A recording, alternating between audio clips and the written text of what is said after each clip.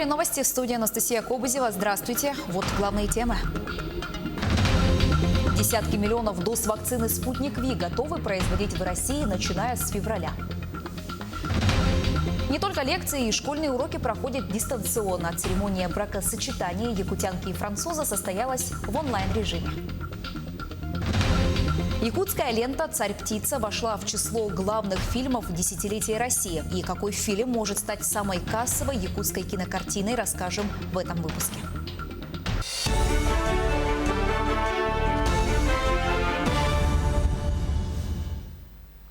Начнем выпуск с последних данных. Оперативного штаба Якутии по борьбе с коронавирусом за сутки в регионе выявили 132 новых случая COVID-19.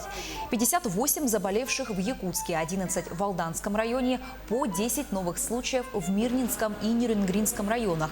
Чуть меньше 9 в Мигино-Кангаласском. От 1 до 5 случаев выявили еще в 13 районах Якутии. Между тем, изготовители вакцины «Спутник Ви» готовы производить десятки миллионов доз препарата, начиная с февраля. Об этом заявил глава Российского фонда прямых инвестиций Кирилл Дмитриев. Он отметил, что производители кардинально улучшили производственные планы. Ранее министр здравоохранения России Михаил Мурашко сообщил, что вакцину от коронавируса «Спутник Ви» на территории страны производят 6 площадок. И вскоре планируется запуск еще одной. Вице-премьер России Татьяна Голикова заявила, что примерно 7 миллионов доз вакцины «Спутник Ви» поступят в гражданский оборот в России до конца февраля. Работа удаленно, лекции и школьные уроки дистанционно. Это уже не кажется нам чем-то удивительным. Под вызовы нового времени подстроились и большие торжества. Так, церемония бракосочетания якутянки Виктории и француза Джоффруа в Париже прошла через популярную видеоплатформу. О том, как онлайн-площадки объединяют людей по всему миру, смотрите в материале Айсены Бурнашовой. От обычных школьников до топ-менеджеров крупных компаний платформы видеосвязи еще никогда не были столь популярны. Собрания, экзамены, офисные летучки теперь неизменно проходят под прицелом камер. Спасибо, коллеги, я надеюсь, вы меня слышите. Онлайн-тенденциям не уступают и трогательные свадебные обряды. Якутянка Виктория и ее возлюбленный Джоффруа скрепили свои сердца в ЗАГСе Франции. Регистрация брака состоялась незадолго до Рождества в Париже. Церемония транслировалась в режиме видеоконференции. Хоть гости и присутствовали на празднике лишь в онлайн-формате, но все же оригинальная церемония в духе карантинного времени прошла на ура. Поздравляем! Мне всегда казалось, что живое общение, живое присутствие, это самое главное. Но все просто были в восторге от того, что я решила провести свадьбу через Zoom с родственниками. Просто включаешь телефон и видишь всех своих родственников, всех своих родных. Это же так здорово, так замечательно. Виктория родилась в Якутии. По окончании школы переехала в Москву. С Джоффом она встретилась 2,5 года назад за границей. Молодожены признаются – это любовь с первого взгляда, чувства, стирающие все границы. Жизнь пары до сих пор протекает в 2 странах – России и Франции. Локдаун не помеха. Подтверждением безграничной любви стало и онлайн-бракосочетание. Свидетелями торжества стали близкие из Батагая, Якутска и Москвы. Нам пришлось попросить нашего свидетеля, брат моего мужа, держать камеру. И на самом деле это было даже удобнее, потому что он подходил к нам поближе, подальше, когда мы обменивались кольцами, когда мы расписывались. Он все это снимал, и все мои родственники и близкие, они все это заметили. Слова поздравления и крики «Горько», но только с экранов монитора. Саму же свадьбу молодожены намерены провести в России в духе традиций и непременно офлайн. Вика и Джофф надеются, что к тому моменту пандемия закончится, и они не просто увидят своих родных и близких, но и обнимут.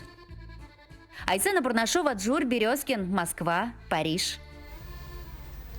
Новый гараж для конезавода «Бертё» в селе Улаханан построят в кратчайшие сроки. Администрация Хангаласского района возместит часть затрат на строительство. Напомню, 6 января в гараже произошел пожар. Огонь уничтожил практически всю технику конезавода. В гараже были тракторы, автомашина КАМАЗ, несколько тракторов-частников и автомобиль УАЗ. Погибших нет, причина возгорания устанавливается. Новый год и новые требования вступили в силу изменения в законодательной сфере страны. Что ждет россиян в этом году и о чем нужно знать в первую очередь, расскажет мой коллега Дмитрий Тымыров. С 1 января начали действовать новые правила Санпина к организации общественного питания. Они будут учитывать потребности детей, взрослых, инвалидов и других групп населения. Количество требований сократилось приблизительно в 5 раз за счет отмены устаревших норм и устранения повторов. Помимо этого, с 1 января вступила в силу новая редакция правил оказания услуг общественного питания. Отныне владельцы ресторанов обязаны будут информировать о цене на блюда, чаевых и сервисном сборе. Они также не смогут обязать посетителя оплачивать сборы, не указанные в прейскуранте. Напомним, с 1 января прекратил свое действие временный мораторий на отключение коммунальных услуг и начисление штрафов за неуплату. Теперь в адрес неплательщиков будут направлены уведомления об отключении электроэнергии. По закону, если долг за электроэнергию превышает норматив потребления в 2 раза, сбытовая компания вправе ввести ограничения до полного погашения задолженности. Также с 1 января жителям многоквартирных домов запрещено хранить личные вещи на чердаках и цокольных этажах. Также запрещено оставлять без присмотра на балконах и лоджиях свечи и непотушенные сигареты. Решетки на окнах подвалов должны открываться. Нарушителей ждут штрафы в размере от 2000 до 5000 рублей. Также с этого года на территории частных домов запрещено сжигать мусор и разводить костры. Отныне больше профессий станут доступными для женщин. С этого года список недоступных для дам сфер труда существенно уменьшится с 450 до 100 позиций. Жительницы России отныне смогут работать дальнобойщиками, парашютистами, водить трактор, а также становиться членами палубной команды корабля.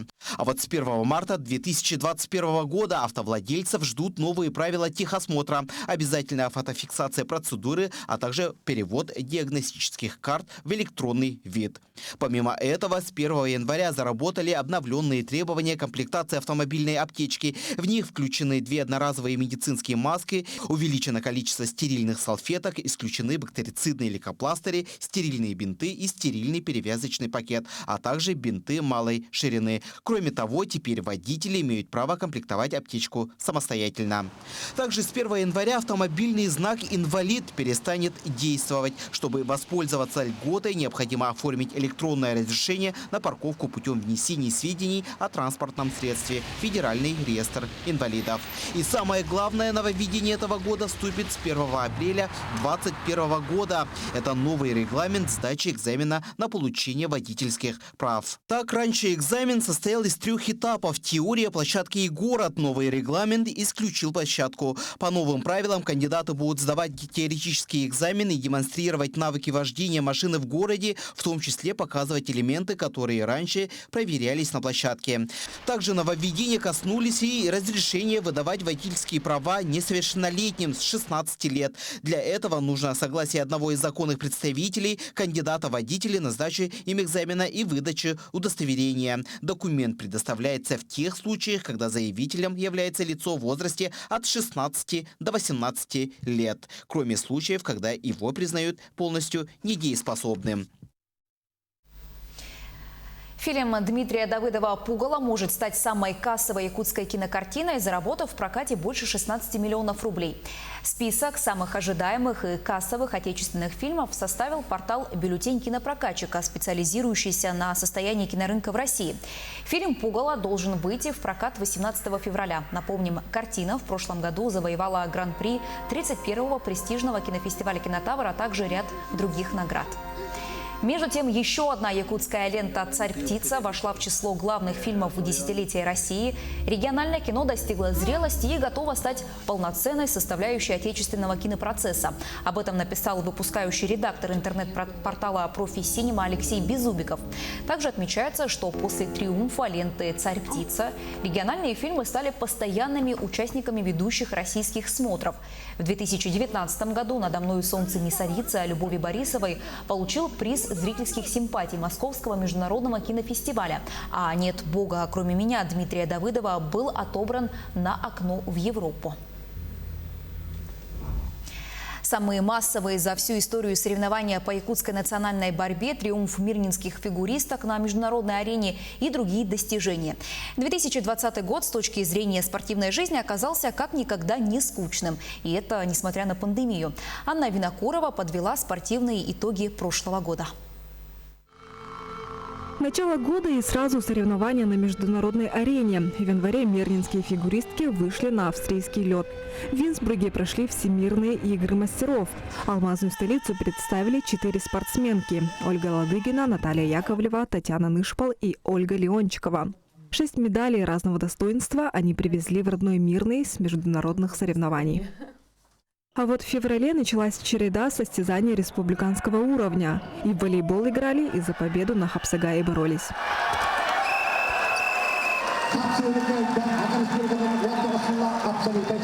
Соревнования по якутской национальной борьбе стали юбилейными и самыми массовыми за историю. Вместо запланированных 200 борцов в Мирный приехало почти 300. Руководители Алроса обещали чемпионам по 400 тысяч рублей. И обещания сдержали. А сами спортсмены показывали время от времени зрителям настоящее шоу. Например, участник финальной схватки рассмешил многих. Гость из Вилюйска Клим Иванов сражался на ковре с давним мирнинским противником. Победил и обрадовался настолько сильно, что вдруг вошел в образ Конора Макгрегора. Продолжил череду республиканских соревнований турнир по масс-рестлингу. Они прошли в Ленске впервые за историю. Первенство взяла команда Усть-Алданского улуса. А позже в Мирном турнир по масс-рестлингу продолжился. На помост впервые вышли женщины. Тут много факторов играет. Не только сила, не только опыт. Тут еще случай может подвернуться. В марте из-за вспышки новой коронавирусной инфекции закрылись многие спортплощадки. Атлеты искали любую возможность потренироваться. Освоили интернет, соревнования проходили онлайн. В августе воркаут. Участники экстремального вида спорта боролись за первое место в 2 возрастных категориях. Спортсмены должны были записать на видео технику выполнения упражнений. В первом этапе упражнения были достаточно простые, то есть человек с минимальной подготовкой может их выполнить. Это даже очень здорово. А во втором этапе было одно такое упражнение, называлось «Капитанский подъем». Это упражнение, конечно, оно достаточно, как мне показалось, опасное. Долгожданные тренировки в спортивных объектах возобновились только спустя 8 месяцев. Многие за столь большой перерыв потеряли навыки. И сейчас нагрузку мы даем очень дозированно, чтобы детки потихоньку втягивались именно в физическую нашу нагрузку и в фигурное катание. Анна Винокурова, телеканал «Алмазный край». На этом все. Оставайтесь с нами.